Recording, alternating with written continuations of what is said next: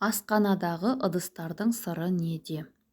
Күнделікті үйде қолданылатын ыдыстардың шыны, стекло және сырлы эмальданған ыдыстар. Олардың әрқайсының өз артықшылықтары мен жасалу сырлары бар.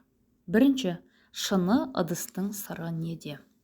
Оның құрамы негізінен құм, сода және әк қоспаларынан жоғарғы температурада балқыту арқылы алынады. Негізгі артықшылықтары: біріншіден, ол жууға және тазалауға өте оңай әрі ыңғайлы.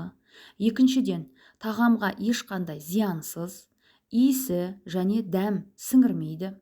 Үшіншіден, химиялық реакцияға түспейді. Төртіншіден, көрсетілім жағынан, эстетикалық жағынан мөлдір және сәнді болып келеді.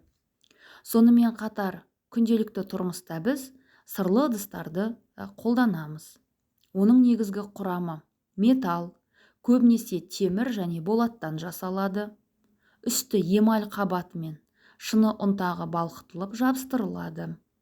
Негізгі артықшылығы: біріншіден, ешқандай тот баспайды, себебі металл беті қорғалған. Үшіншіден, эмаль тағамға зиянсыз гигиеналық материал.